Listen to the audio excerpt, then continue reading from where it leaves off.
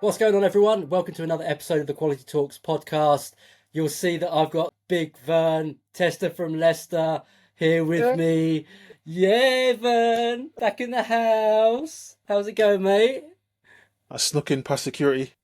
You did. Uh, You did. Snuck in. That's all good, though. It's all good. I'm very happy you're here with me because I need some energy tonight. So hey, I got I it. hope I'll bring it. I'll bring some you're gonna energy, bring mate. it. You're gonna bring it. Yeah, yeah. Excellent. Good stuff.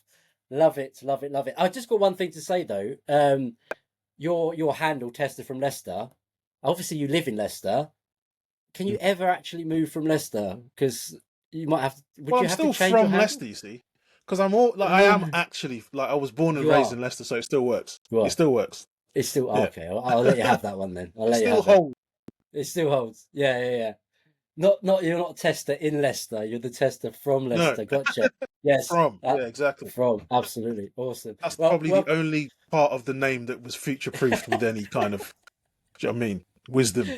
I know we talked about it on a previous show, didn't we? When you joined, I think it Yeah. was with Nicola, wasn't it? No, welcome to the show, man. Lovely to have you on as always. So really looking forward to it. For the audience, what are we going to talk about this evening? Well, I've been thinking about this topic for a little while, and I was going to do a lone ranger episode on my own, just droning on like I normally do. But I thought, no, I can't do this episode like this topic justice, just me on my own. And the reason being is because this is all about language, Mm. terminology, how the language we speak to people when we're talking about quality, right? And why it's so important. And why we need to be really well, just generally better at it. I think in general. Um, Yep. so who better to have on than somebody that speaks my language in Vern, right? You know, you absolutely speak my language, man. So yeah, so that's what we're going to talk about this evening. We're going to just delve into the world of just how we talk on a day-to-day basis about quality. Hmm. And why is it so difficult, Vern? I don't. It's just like over the years, the language has changed, right? I get it, right? We talk about It has, isn't it? quality in different ways. We explain it now differently to what we would have done 10, 20 years ago when we first met, right? Um, Yeah. but I still find it's really difficult to kind of there's no universal language, right? Like there's universal language for love, right? But there's not a Is there? universal language for quality. Well, Apparently so. In oh, some of the yeah. movies I'm they not an say there expert are. on such matters. You and me both, mate. But they say so in the movies. But why is it so? Like you go from one organization to another organization to another organization, and the language changes, right? Okay, that's fine. It might be a maturity thing, a historical thing, those kind of things. But even out in our industry as a whole, Okay. we don't seem to have a common language. Yeah, I've been listening to the episodes of your podcast with Rich, where you've been talking about QE, software testing, and QA, and Yeah. exactly right. And like, it blew my mind. Honestly, it literally blew my mind. If anybody hasn't listened to that episode and the follow-ons, uh, Yeah. jump into the Vernon Richard show podcast because it's just it sums up what we're going to talk about this evening. I think. Here's another example. I guess for me, you know what? This used to annoy me more than it does now. I think when I Hmm. started, like towards the start of my career, um, it What used in to annoy me more because 1919? What was it? it was actually this century. I think you've been doing this. Have you been doing this longer than me? I can't remember who's done this longer. Um, Yeah. So I think I always 23 forget whether I was 97 or 98. I know that I'm almost 3 decades and Yes, still have yeah, my you've been doing it longer. euphorbs. I started this century, All but right, show off. it but it you know it used to annoy me at the start because I would think that there was just a single interpretation of everything that I was saying, Yeah. and yet misunderstandings would just occur frequently. But then over the years, you start to realize why, or at least have some kind of partial explanations as to why. Um, Not that I'm an expert on language or linguistics or the evolution of meanings of words, but um, I think that is the underlying dynamic at play. Is that Mm. you've got different sets of people who are all bringing different experiences and perspectives to a thing, to some whatever the endeavor is or whatever the conversation is, Yeah. and all of that crazy calculation of, well, this person's bringing this stuff and this person, all of that means there's a particular meaning that comes out in a particular team or even a particular company. um and navigating that's where I think that's where the fun comes into the work that we do, is because all this this meaning isn't as straightforward as we would hope, or at least as I hoped when I started out. I was like, look, if I say I have tested it, why don't we know Yeah, what that means? That's just a very simple statement. I have tested it. Why do you exactly. think that it means something different? Yeah. So maybe we'll get into all of those things, I guess. Yeah, I think it's, I mean, yeah, like so many examples of that over the years where literally you've gone, you've said, like, I've said something and like the blank looks in the room, you're like, this is obvious, right? What's so difficult about what I'm saying right now? It's like, Mm. and I've, over that time, I've obviously adapted and evolved my thinking to say, okay, maybe it's not what I'm saying, maybe it's how I'm saying it, and how do I connect with people better, and and this, that, and the other. And we talk about even thinking about like what does the word quality even mean, and trying to establish a meaning behind that at the very, very start of anything, right? Even that's really hard. Yeah. But if we can't get on the same page with what quality means, then does anything else really matter? I don't know. It, I think it even starts before you even get anywhere near the word quality. Yeah. The trouble begins. Or the word hello. Well, do you know what? I think a ton of your listeners will have done this kind of exercise before, right? And so I was sharing this at work a Yeah. few weeks ago with in a presentation kind of situation, and you think about the sentence, "Mary had a little lamb." What does that mean? It could mean that Mary had a little lamb, but she doesn't anymore. It could mean that Mary had a little lamb, but Trevor did not. It could mean that Mary had a little bit of lamb, but she didn't want all of it because she was full. It could mean that Mary had a little lamb. Of all people, Mary? Are you insane? It could mean Mary had a little lamb, but not a massive one. It's just, and that's just Yeah. one ridiculous, measly I mean, sentence, could and you can. could it could it even mean that Mary was a sheep who gave birth to a little lamb? This guy. That's Yeah. exactly. And Maybe all along we're just misinterpreting that Mary was a sheep. it's a 5-word sentence Yeah. that has all these different interpretations depending on stuff that can change it. And then you bring this requirement in, Yeah. this need to build a thing that's super complicated, that's been described by a million and one different people in a million and one different ways. And are we really surprised that, misinterpretation, well, not even misinterpretation, just different interpretations Yeah. enter the mix? Do you know what I mean? Yeah. And that's it, right? It's not even, like you say, it's not even misinterpretation. It's just Yeah. differences of opinion, right? In terms of what you're hearing, what you're taking, how you're processing that, and then in your brain or our brains or anybody's brains, what that then means. Yeah. Mm-hmm. So, in your experience with that, Vern, obviously you've done a lot of you've consultancy, you've been contractor, you've gone in and done transformational work with clients and organizations, and I've done similar roles over the years as well. But in your experience, how how do you start those conversations then? Because when you're coming into a kind of like what a new environment where you've got all these different people that maybe have been talking a certain language, and maybe they're not even talking the same language from day one, right? How are you coming into that situation and saying, I'm bringing my own language, or how does that kind of flow for you? Because I know how I handle it, but I'm interested to see how you go about it. Yeah, gosh, I'm trying to.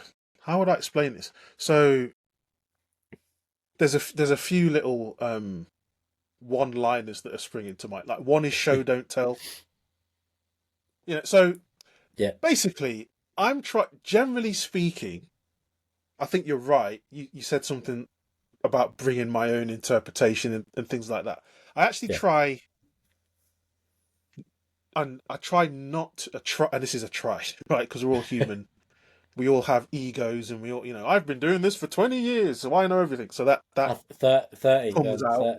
30, sorry. See, that comes So, out. That comes out. But what I'm trying to do is understand where those people are coming from in terms of the experiences that they've had mm, and the definitions that they use, yeah, um, rather than try and immediately impose my definition of things from the get-go. So I'm just trying to listen, and whether I'm explaining something or whether, they're explaining something, the people that I'm working with, I find it can be more useful to show people what you mean rather than tell them what you mean. So it would be the difference between trying to explain a quite a complicated um, testing approach to yeah, for a particular application, and instead showing people how you tested the thing. mm, And then you can start saying, okay, and what do you call that? And how do you do this piece? And oh, I noticed that when you did X, you didn't do Y. Is there a reason for that? Or is that just, how did you decide to make that trade-off? yeah, Because what I find is useful about that is it makes it a little bit more concrete, and also you have a better chance of externalizing the thing. And so when you're just talking about ideas in an abstract sense, you're just trying to explain things, there's more chance that when you start to, you know, expose gaps in thinking or share different, people can feel personally critiqued or yes, attacked. But if you're just talking about the thing, saying, "Oh, how," you know, explain that part of, the testing that you just did there, and you're just talking about the activity, or you're talking about the document, or you're talking about the idea, and not the individual. You're saying, "Oh, that's pretty cool. That was interesting. I've seen it done like this. But could we do that here? Like, how would that help?" And then you just get people yeah, thinking. So there's a bunch of different ideas at play there. I'm trying. I'm trying to not impose my ideas too much on the conversation. yeah, I'm trying to understand their point of view. I'm trying to get people to point to things rather than talk in the abstract way. I'm definitely, how long have we been talking now? 14 minutes, and now coaching has entered the chat. So I'm trying to use active not bad. listening and open questions Yeah, to kind of help me in the conversation. So it's tons of different things that I'm mm. trying to do. That's a good question. I have to go and think about that. Like, what am I actually doing when I'm doing all that stuff?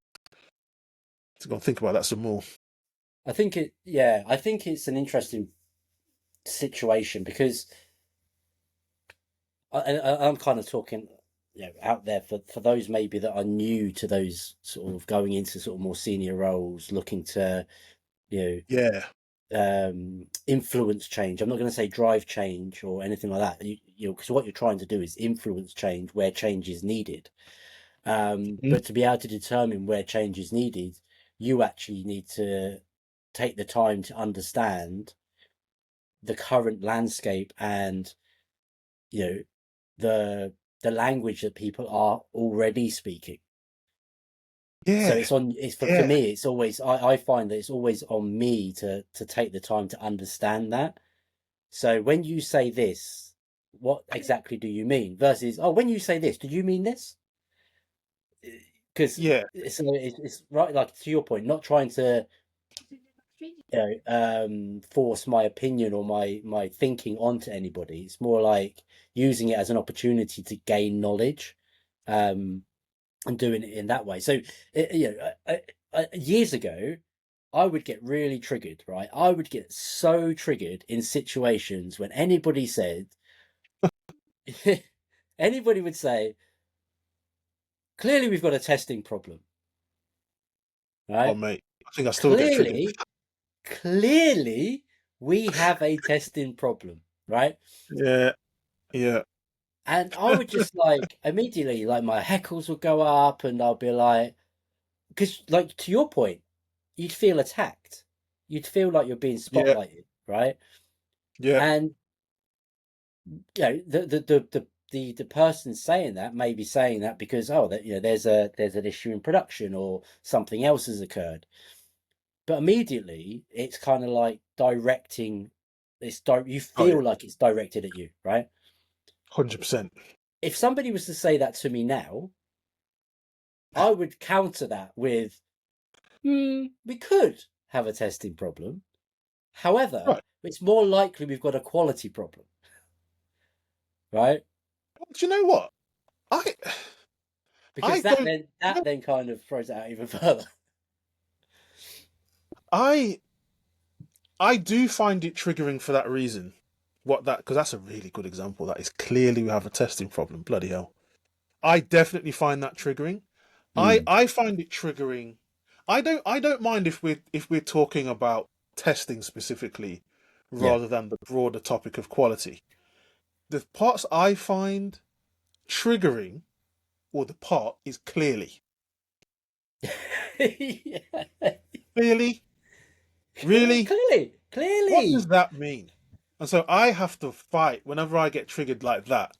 I really have to be like, okay, Vern, just listen, Yeah, yeah, USA. be calm, relax. Like, I'm trying to understand, and that's when you need to almost practice the curiosity and be very deliberate. So, Mm, okay, clearly, what makes this so obvious that this is a testing yeah. problem? What is the problem that you are seeing?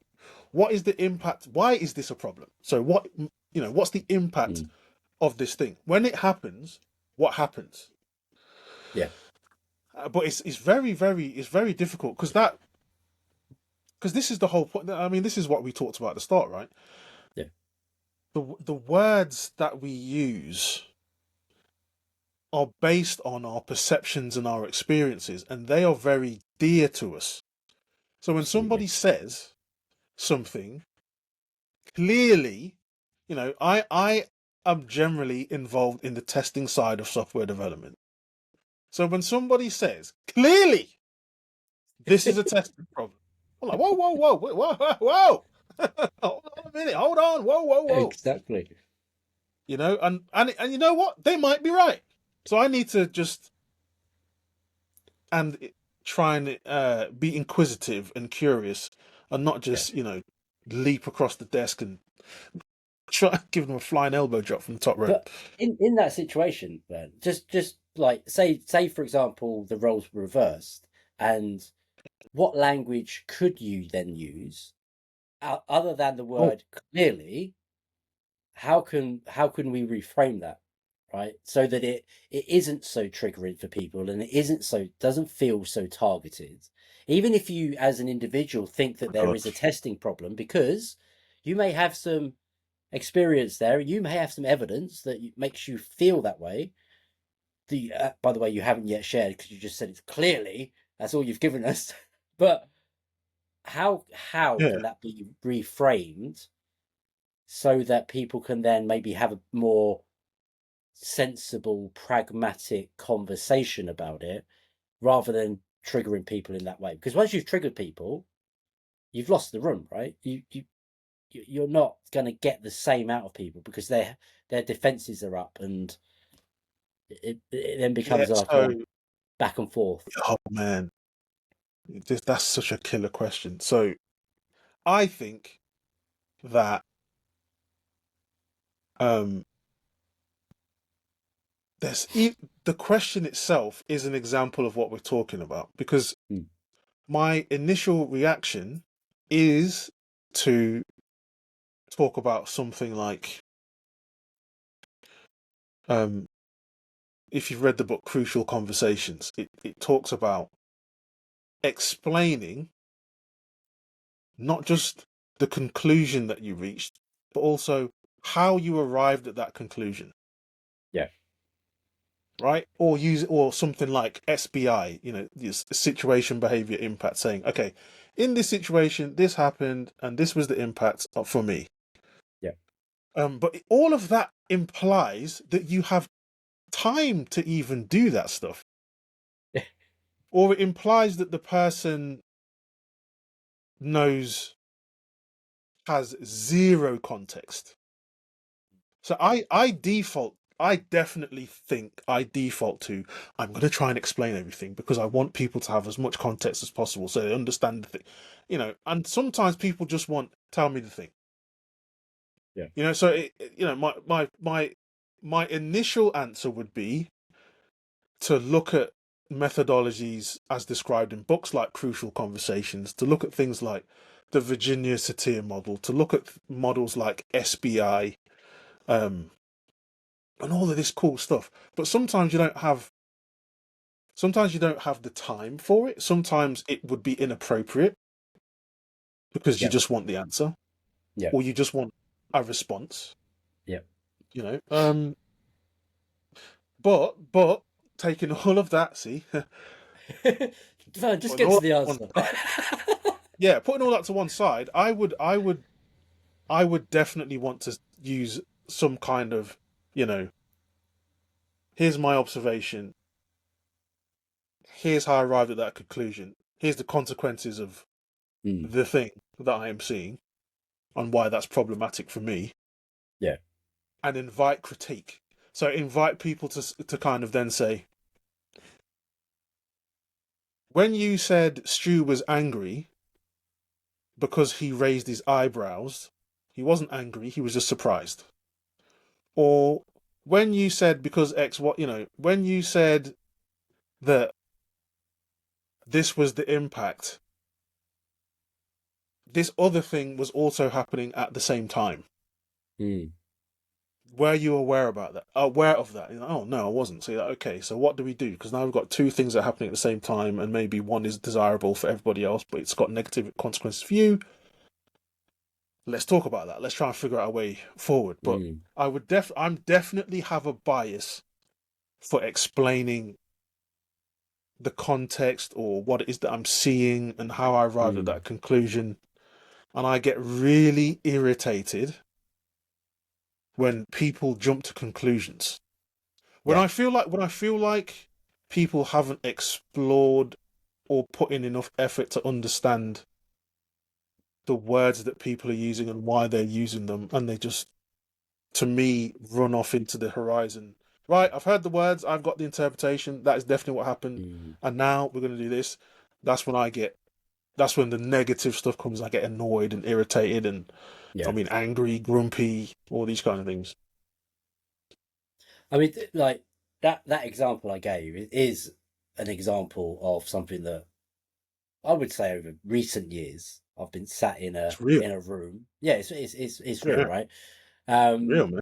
and and if and we were talking about um issues that had gone into production and stuff like that, and this person in the room turned around openly in the room and said, "Well, clearly we've got a testing problem, then, haven't we?"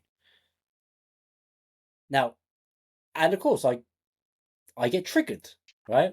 I get triggered, and my response in that moment was, Maybe, but we've more likely got a holistic quality problem of some kind. So this is a quality discussion, not solely a testing one. However, if that person had said something along the lines of, from what I'm hearing and what I'm seeing here, it feels like we may have, it feels like there may be some sort of testing issue, but we need to, can we dig into that a little bit more? Right? Because you're what you're doing there is you're taking what you're observing and what you're actually saying, I'm hearing something, this is what I'm hearing, this is what I'm interpreting, but I'm not completely sure. Can somebody have a look into this, right? And Mm. and and for me, that is a much better place to be in that room at that time, because to go, okay, yeah, that's fair. I think that's fair. We can go away and have a look. Yeah, but also what we'll do is we'll look more broadly, because actually it could be something bigger than the testing that we have or we haven't done. That kind of thing. And I think that's for me, like it's in those moments, being mindful of how you can impact somebody and how you can trigger somebody so um easily, and picking your words and choosing your words carefully and how to shape those words. And I think that's something that it's a skill. It's definitely a skill, but sometimes it only comes with practice and time and training and coaching and stuff like that. Definitely. Because I've done it in the past. I've you've jumped to those same conclusions about something. Look, There's a defect. What? Why did you? Why did you create? Do you know what I mean? Straight in there. It's like, oh mate, if the one thing you can guarantee, if there are humans involved, oh then man, you know, yeah. I mean, and that's the psychological side of language as a whole, right? It's like everybody has their own triggers. Some people will know what triggers them, like we've been talking about, like, but often you won't know what will trigger you until it triggers you, and then you're like, oh, yeah, okay.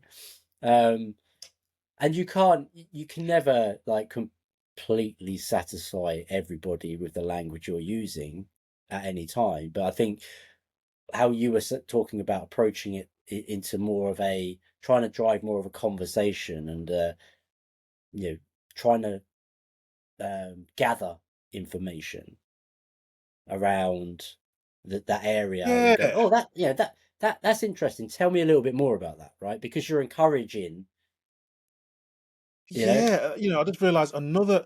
It's such an interesting. I mean, you probably have a bunch of things you want to talk about, but another interesting thing that you've just made me realise about the example. Clearly we have a testing problem. It's such a good example because because you're welcome. de- depending on the situation, that could be quite a loaded question. Mm. Now, for the benefit of people who don't know, me and Stu have known each other for ages. Like we first worked together like 14 years ago. And we're now just When we were good. both 10. Like, We were yeah, both 10 years old exactly. when we first started working together. Right. The reason why that's important is because we're friends now. Like Mm. I think the vast majority of the time, Stu has been um, my line manager, right? Yeah, I think so. Yeah, But there's a most, yeah. certain amount of trust between us. So I could say that sentence to Stu, and it would have a completely different response than if Mm. I don't know pick whoever, right? Yeah. Clearly it sounds like we've got a testing problem, right? He would receive that very differently if I said it than if Mm. somebody else said it. He would receive it very differently if I said it, even in because when you said that sentence, the image that sprang to mind is we're in some, it's like a meeting Yeah. and a bunch of people around, and now that feels like a very loaded question. Yeah. Do you know what I mean? And It's now I started exactly playing around exactly what happened. with assumption. But it's like, well, if it was me saying the same words in the meeting, your feelings Mm. about it might be different. You might well be thinking, geez, man, you've just thrown me under the bus there, mate. You did. Mm. might be thinking that in your head. You might be thinking, "Oh, it's Vern, so it's cool. We can just talk about it in this meeting." There's so many parameters. There's so many layers of meaning Mm, beyond the word or on top of the word that we're yeah, using, or words or sentences. That it's, man, it gets pretty gnarly pretty quickly, man. It's pretty intense. it does. Yeah, yeah, absolutely. And there's the whole, we always talk about everything depends, right? And it's the same thing there. It's like how you And react to that would depend on all those yeah, things that you're talking about there. And I think this and I see this a lot, like when you go into a new role, especially sort of in a more of a senior leadership role. We talk a lot about sort of trying to remove your bias from a situation and to try and understand, the lie of the land, what's been going on, the historical nature of where everybody's at, and this, that, and the other. Um, and there's certain like words that you might think, oh, you know, this is good terminology versus this is bad terminology in your mind, but you've got to put that to one side. So hmm things like when if people start talking to me about like quality gates and things like that, hmm um, you know, some people will be like, "Oh, I hate the term gates." I dislike the term gates. I have to admit, I hmm don't enjoy it. okay, Right? okay, I don't enjoy it.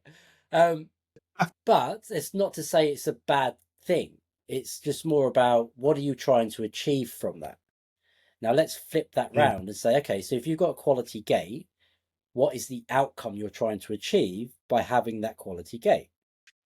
Okay, mm, so so not getting hung up on that terminology per se, but the meaning behind it, yeah, because yeah, and but sometimes you can get stopped by the word, right? As you soon as somebody definitely can. says, "Oh yeah, we've got quality gates," oh, that's bad. That Yeah, you can't have quality gates now, right? We've got agile, and if you have quality gates, you slow everything down, and blah blah blah blah blah, and this. Well, maybe that's just terminology that that team or that organization is using, because doesn't mean that this doesn't necessarily mean it means the same as what you know it from another organization. Or yeah, so yeah. it's You can, just to be very mindful on those things. yeah. It's if you if at all possible, if you are getting hung up on the word, maybe you could take a step back and say, well, what is the concept that you're trying to describe? And Yeah, how can you make that tangible and easier to understand for, whoever you engage in that dialogue with? But yeah, it and depends thing is a yeah, and just constantly ugly head. and just talking about the terminology of like quality gates and stuff like that. What I try and encourage people to think about more is think about feedback loops, right? So rather than using the term gate, okay, what are we trying to achieve? Are we trying to get feedback? We're trying to understand, can we move Right, forward, right? Okay, so how do we right. build more feedback loops into our process, our delivery process or our delivery cycle, so that Yeah. maybe you don't need these hard and fast gates, okay? um, because the gates go both ways, right? So what we is it is the gate does the gate only go one way, or does it go back the other way? Or so so that's what I try and get people thinking more about when faced with that terminology in particular, because I think Mm, what we're trying to achieve there is we're trying to gain feedback, right, of yeah, some kind, to make a yeah, decision of some kind. So therefore, yep. it's a feedback loop. It's a mechanism to have a conversation or whatever. Um, That's right. so I think that there's just different ways that we can talk about it, but understanding what the meaning behind that term is in that particular team or in that particular organization at that time, especially if you're new Mm, into that organization and you've been brought in to influence change and improvements and stuff like that, you Mm. need to be very mindful that it might even be a trigger word for you. Right? Quality gate might be a trigger word for you, Mm. but it might not be the same context. Is it the word that triggers you, or is it your experience of that word that's triggering you, and therefore you need to Mm. understand what it means there in that organization at that time? I've worked at places where agile is a word that you should avoid using, Yeah, or I don't. scrum, Yeah, or I whatever. I generally don't talk about waterfall and agile anymore for that very reason. I try and talk more It's around agility. All right. This is what level of collaboration, agility do we need? feedback. Yeah, yeah, exactly. So because it's so triggering for people, you know. Um, You can easily get into a holy war about things, and that's the thing you that can. I'm trying to avoid. That feeling of the thing that you're talking about is so Mm, wedded to somebody's identity yeah. that it makes it difficult to talk about and change too much. So if you can find ways to avoid that Mm, and still be able to do you, so what I'm not saying is we should avoid having difficult conversations. What I'm saying is we should have the right difficult conversations. A yes. difficult conversation about people's identities and asking them to change identity, or not even asking, telling them to change identity. Or if you create a situation where it sounds like you're saying your identity is complete and utter trash, Mm, this one is better. Like my identity is better. Then we start to get into some mad conversations and mad situations where people feel personally attacked. So if you got to think about what the goal is, and if you lead with like the curiosity and being inquisitive and say, "Oh, that's interesting. How long have you been doing it this way, and how does that help, and what problems does that create, and how do you overcome those things? And when you have this positive outcome, then what happens? Like, what's the positive outcome of the positive, thing?" yeah. Then it just becomes an exchange of ideas, and you're letting people talk, and that's this real super magic power, is that when people feel listened to, then they're more likely to engage. But the fact of the matter is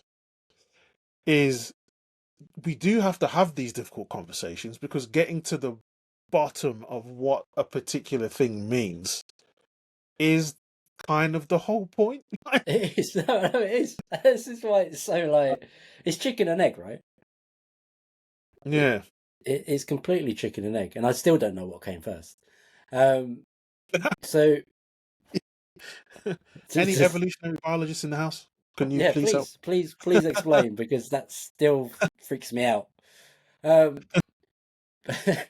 but we do. We have to have those difficult conversations, and maybe we do have to trigger people or be triggered by things to be able to have those conversations, right? Because you're not going to get it right from day one and change the world or influence anything or you know um because even if you think about like a lot of the things that we talk about now can be quite triggering for other people because like what's our favorite term, what is our favorite term as quality professionals in the 21st century, well, this half of the 21st century anyway? This quality is Well, everybody's responsibility, right? yeah, What does that even mean? It's like, exactly. but we throw it out there and expect people to know.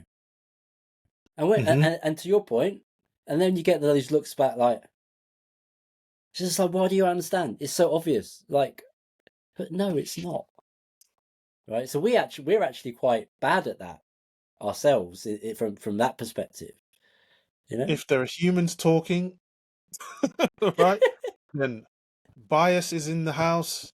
Uh, Exactly. you know, different interpretations are in the house. Because here's another interesting point about this topic. that you've just made me realize is that, we're talking about this exactly what you just said. We're talking about this from a point of view of we get triggered. Mm, Everyone else is using these ridiculous words and they trigger us. How dare they? How very rude. We are the heroes of our own story. But the thing is, everyone is the hero of their own story, which means exactly. you are the villain in somebody's story and you have triggered them Yeah. with some, Yeah. misplaced comment that you didn't even realize was a misplaced comment. You just said some stuff and you were just happily going about your day. Like, oh yeah, okay then bye. And then Mm, they're wounded, hurt, offended, unimpressed, whatever. yes. That's just pinged the light bulb in my brain as well. See, in fact, this is why, Vernon, I could never have done this episode on my own, right? I'd have just been talking to myself. So, do you think then? Does it really matter about? Well, obviously it does. In certain words, just have certain meanings, right? But in what we're talking about here specifically, from the quality perspective, and having those conversations, is it more about the word, or is it more about the intent behind the word? Because I could say something to you harmlessly in my mind, and it could trigger you, right? However, if I know a certain word will trigger you, and I deliberately say it to trigger you, I've said it with intent to trigger you, right? So do you see where I'm coming from? It's almost like that Yeah. malice element to it as well, isn't there? It's like, I know that this word is going to trigger some people in this room, but I'm going to say it anyway. Yes. So what So is the yeah, go on. What is the so question? Is the so I guess observation? what I'm saying there is, so you could say the same word to different people. Say for example, you know, what we're talking about there about quality gates, right? If I Yeah. know that terminology triggers you, Right. Yeah. and I say it, right, and In I order to say get the response. to get the response, versus if I'm just saying it as a, you know, not harmless, but just in a conversation without really knowing whether it's a trigger word for you or not, or this, that, and the other. That's kind of where I'm coming from. It's almost like, coming back to the clearly we've got a testing problem. Do people use? Are people saying it in that way to trigger people to go and do something about it, or I don't know. They might be. I was just having a quick You were googling, weren't you? scan. Was that? You were googling, weren't you? Or you chat GPT? Yeah, I was looking for the Virginia Satir interaction model, Yeah, an image of the Virginia Satir interaction model. Because at some point you talked about I know I I waffled for a bit. can't remember, I can't remember exactly how you put it, but it sounded like what made me look for it is because Yeah. you said something that made me think, Hmm. why is it so difficult to separate the word from the intent or the meaning? Hmm. And it's because it's what we said at the start. It's because the interpretation is based on your personal experience. So Hmm. because I've worked in places where agile is like telling somebody to F off. Hmm. If you understand why, like what happened Yeah. before I arrived that created a situation where people have an allergic reaction to the word scrum, let's say. Yeah. Let's get more specific and say scrum. Um, they've assigned some meaning to that. And so if you're saying that scrum is amazing, Mm. it could be interpreted as saying you've just invalidated my entire experience that I had with Scrum, where it was absolute garbage. Yeah. Garbage, it stressed everybody out. It was a complete waste of time. There was a load of waste and overhead. It didn't work. We spent a load of money on certifications. We don't know why, etc., etc., etc. I think that's kind of the problem. But I think we have an intuitive sense, all of us. Well, say all of us. Many of us have an intuitive that when we say stuff, it might be triggering for the person that's on, that we're Mm. hearing it, you know. And some people use that deliberately. Some people use it skillfully. Some people use it like a sledgehammer. Mm. Some people don't know what the bloody hell they're doing, but they do have this innate understanding that they're about to say something that is going to trigger some kind of response, positive or negative. Um, yeah, I don't know. I think people do it deliberately, and I think that's okay. It Mm. can work. Whatever work means in that particular situation, it can work. Mm. As soon as you start, this is the thing that I've come to enjoy about this kind of topic is when back in the day, I used to Yeah. be much more along the lines of, well, there's just, there's one word with one meaning. Yeah. There's a dictionary, it exists for a reason, and that's that. But now I've come to realize that everything is about, it's all grey. It's not black and, it's not, nothing's as black. Well, so many things are not as black and white as we might Mm. wish. But that's actually where the fun is like making sense of all that grey. I think, yeah, yeah, and I, it's where you have to spend the time, right, to understand these things and get comfortable with these things, and even like in the terminology we use on a day-to-day basis, and we see it on LinkedIn all the time, people posting different things, and you know how do we connect with humans using the sort of language that humans connect with versus those potential words that may trigger people, and using terms like confidence versus rather than, I don't know, like quality gains, right? Confidence. So but then what does that mean? It's like, so I think even when you get into the trying to use softer words, that's what, softer, sort of more human, impactful words, let's say, they can still have different interpretations for people. So you've still got to be mindful of even using those, right? Um, yeah. That's the thing. Word softer, trying to soften things, trying to Mm, cushion the blow. yeah, Even that can trigger people. yeah.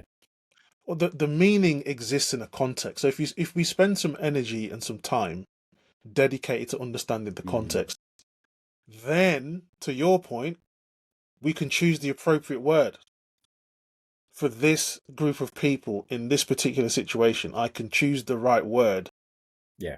so that it has a better chance of landing. If I just go in there and just start talking about how wonderful Scrum is, not realizing that as soon as I said the word Scrum, Mm, people interpreted it. Then this is the Virginia Satir model. They they added some significance to it. They added some meaning to it. mm, All of that is based on their past experiences, and then they respond based on all of that you can't see, and it happens at the speed of thought. And you're saying, I just said Scrum. Why has everybody? Why is left the the room. interest in it? Why has it gotten cold? Did somebody open a window? Like what happened? You know? Yeah, yeah. Have you got? So you talked about gay. Like, are there any other words that you find triggering? Is there Like any what other words? words? I, I. Is there any other words that I I've find got some triggering? other lines that I find triggering. Go on, give me some In of yours, because It's when somebody says so. There are two that spring into mind. One is when we just make it like the old one.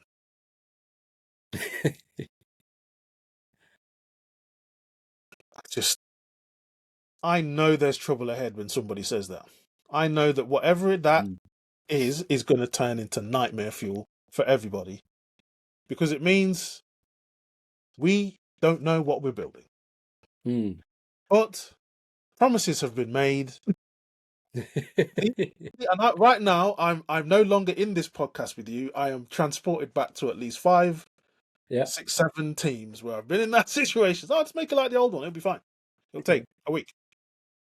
Like, no, that's not how that ever works out, because no one realizes how intricate that thing is and how difficult it Mm. is, how important Exactly. it is, and all the rest of it.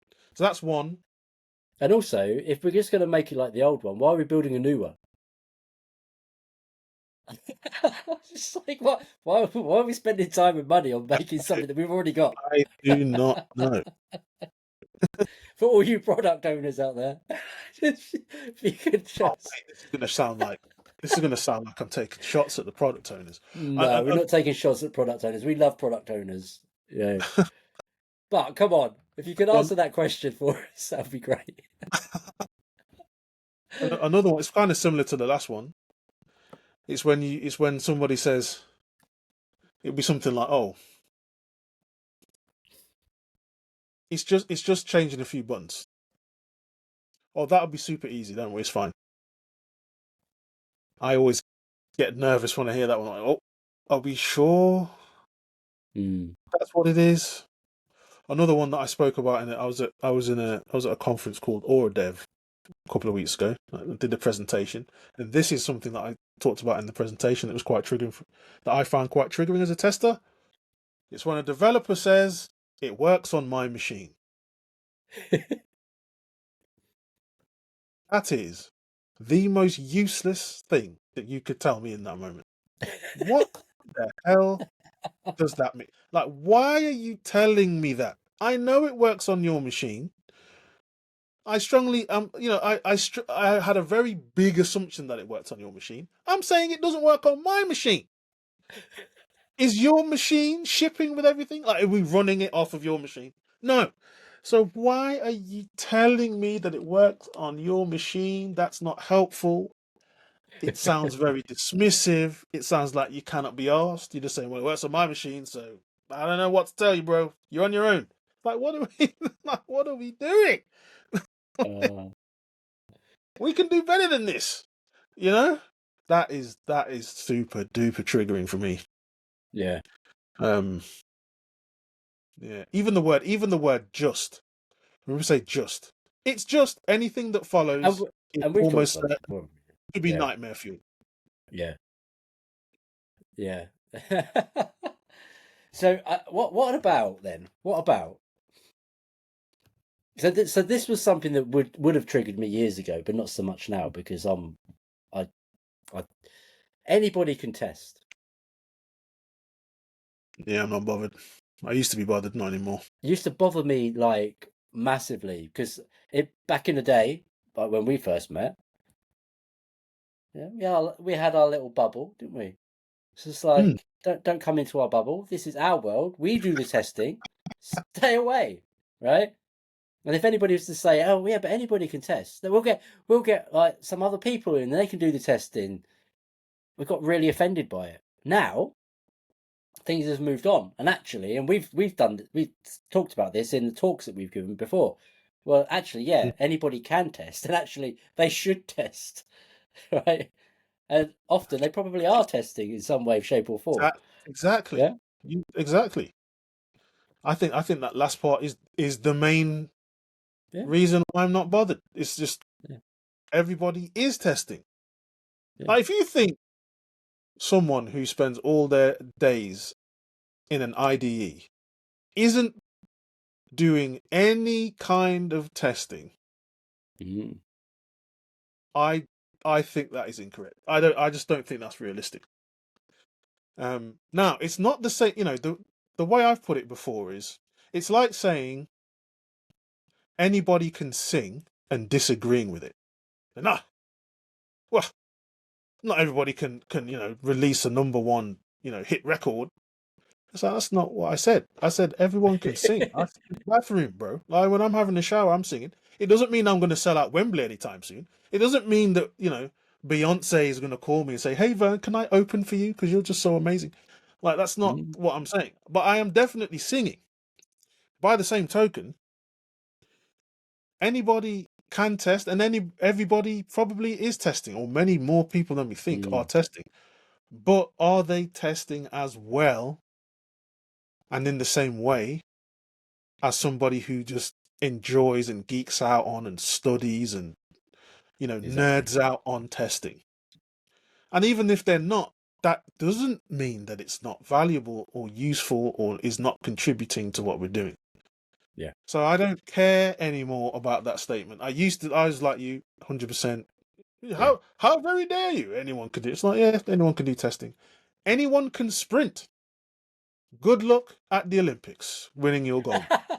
It's like, you know, Well, sprinting's relative, right? It's like how quick is your jog, right? Anything beyond a jog is a sprint. So mate, you know, me sprinting in at this age is not the same thing as me sprinting when I was at mm, university. Like yeah, these are two different sprints. mm, absolutely. Yeah, so I think over the years there's been some triggers, but I think some of them have just like that one for example. It's my mindset has moved on, evolved, Mm, in so many different ways yeah. that those sort of things just don't trigger now. Mhm. We've been talking for almost an hour, Vern. Can you believe Oh on my this god, topic? I know, incredible, right? I knew once we got talking on this that it would be an interesting one to have. people are I still just want here to. listening. I don't. If everybody's dropped off, it's fine. We're still having a lovely conversation. Yeah, exactly. It's great. Uh, what? So let's bring all this back in together then, right? So we've talked Okay. around a bunch of different things. What can we shape to give to the listeners to take away? What are some things that they can focus on to enable them to be more mindful around language? Um, you know, Mm, avoid those triggers or minimize those triggers, or that those kind of things. We talked about obviously taking the time to try and understand, observe, sit in on conversations, listen in, trying to hear the words that people are using, and then try and maybe delve into what the meaning is behind those words. Like term like quality gates, or if you're in a meeting and somebody says quality gate, don't just sort of like throw your arms up in the air. Take a bit of time to just kind of figure what actually means. Like kind of what you were saying earlier. That I heard you said quality gates. Can you just elaborate on that a little bit more? What does that mean? Are we trying to gather feedback? Are we, you know, um, so for me, like, there's that whole piece of like observing, listening, those coaching skills that we talked about. We haven't mentioned coaching for a while, so those coaching skills that we talked about. But is there anything else in your mind that can sort of help listeners maybe just tackle what is well, I mean, we've highlighted how tricky language is, right, and terminology is. How can we make that easier for people? to be honest, I think one thing is to make peace with the fact that making it easy, see air quotes because that has meaning, right? But making it easy might not be the point because meaning exists in a context. Mm. You know, me saying I love you to my wife means something. Me saying I love you to another woman at the supermarket that I've never met before means something else, right? has a totally different interpretation, has a totally different set of consequences. And so trying to understand what that context is, I think, is the whole point. Yeah. And if you try and make it easy, you can avoid doing the work of understanding the context. Mm. And you can, what this conversation feels like to me is it's about understanding that, we need to be careful with our words. If we're talking about professionally, well, Yeah. just any time, but professionally, in our roles as testers, quality engineers, coaches, leaders, all of that good stuff, we need to be careful. Careful is the wrong word. We need to be intentional with our words, Mm.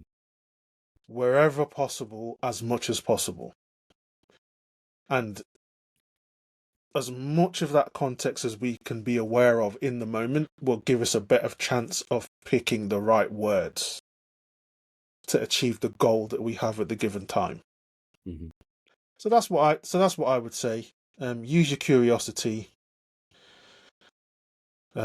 Use some active listening. Use some open questions and closed questions. Yeah. Um, and try and understand the context and share your definition. Like, don't be shy. Stu and I both said we are reluctant to lead with our opinions, but that's not the same thing as saying we'll never share our opinions.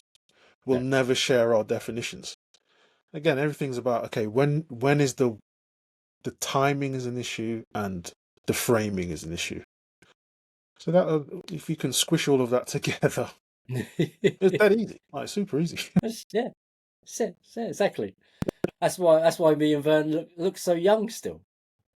Because Now, boy, 'cause- moving swiftly on. oh dear. For those that can't see us, yeah, I've got a white beard, and I think you said, Vern, earlier you've also got white coming in your beard as well. Got a few, yeah, got some Yeah, few white strands. If I didn't have my hat on, it'd probably be yeah, more obvious. And I'm yeah. definitely what's the phrase? Carrying a bit of extra timber, as they say. Looking a bit Extra fluffy. timber. Yeah, A yeah. little bit fluffy. Ah, you're all right, mate. You're all right. Um, no, I like that, Vern. I think it's, and I like what you said there about being intentional, not Mhm. careful, but being intentional, right? And I Yeah. think that's what's important. We look, people. We never promised you like we'd solve this this challenge of language and terminology on this episode. But I'm really hoping that A, you've enjoyed it, and B, you do take something away. Even if it's like, I'm never listening to Vernon Stew talk about this topic ever again. That's also okay, right? Please let us know though, either way. But look, Feedback. What? thank you so much, Vern, for joining me. Yeah, as I said, there's no way I could have covered this topic on my own. It's like it'd have been a bit boring, I have to say. But yeah, it's been great having you back on, my friend. Always a pleasure. Cheers. Always a pleasure. Cheers. Well, Rich and I are hoping to have people on our pod. We're gonna next time we catch up, we're gonna be having conversations about getting people on our pod. So, you know, Yeah. we shall return the favour. You shall come on. We should come on and have a chat. Oh, okay. I thought you were going to say, if you know any of good guests, let me know. I thought that's what you were going to say. No, you and Chris should come on and we'll We just talk will. about something and it'll be amazing. So yeah, Yeah, thank you no, for inviting me on. Always a pleasure. Love the pod. Love absolutely. you, of course. Love Big Chris. So cheers. Yeah. And before we go, Van, I want you to promote your book, your other book. Oh, okay. Yeah. So I Yes. See? yeah, yeah. Vern's written another book, people, that he's very modestly not been promoting. I have not been putting it. So I in my side hustle endeavors, I created something called a credibility playbook for testers. And it's about, being heard, speaking up, improving your influence. And so I just, share some things that I've learned over the years that you might find useful if you're in that situation. Because I know that testers generally, we are prone to feeling ignored or not feeling listened to or feeling like we don't have the gravitas or the impact when we're trying to communicate and influence within our team. So this is my attempt to solve that. So I don't know. Do you have show notes? I can send you the Oh, I link. have show notes. Yes, it will I be in the think show notes. hold on. I've got to find the URL. I hope you're going to edit this. I've got to find the URL for this thing desperately quickly. Oh my God, it is. Here we go. Okay, so it's if you search for credibility playbook, testers credibility playbook, Vernon Richards online, you will find it. You'll end up in a standstill link. Yes, there are spelling mistakes in the AI image of the book. I know, it's fine. And then you can then you can get the thing. And if you do get it, I'd love to hear some feedback of what you Nice. thought, because I want to keep improving it over time. Awesome. Is there stuff in there about language? There absolutely is stuff in there about language. It probably not framed in those terms, but it's definitely about Yeah. how do we communicate and what words are we using and what information does that convey when we use this word versus that word. So, Nice. yes, definitely on topic for this episode. Perfect. Almost like I teed it up. He's going to Oh want dear. some. Just go and buy the book, people. That's all I will say. Go and buy the book. Thank you Cheers, again, mate. Van. I love you, man. Always Me love too. you having coming on the show. And yeah, I'm happy to come on to onto your show at some point. I'll even do my hair for you. But that's it, people. Hope you've enjoyed it. I hope you've. What's so funny? What's so funny? Um, Vern's laughing to the fact that I haven't got any hair. So yeah. So that's it for another episode of the Quality Talks podcast. I really hope that you've taken something of value from this episode, even if it's just a few laughs, as we've both had along the way. So, but again, thank you for everybody that's listening, everybody that watches, all your likes, comments, shares, subscribes means the world to us. So please keep doing that. Please keep sharing, and we'll see you next time on another episode of the Quality Talks podcast. Take care for now. Bye bye.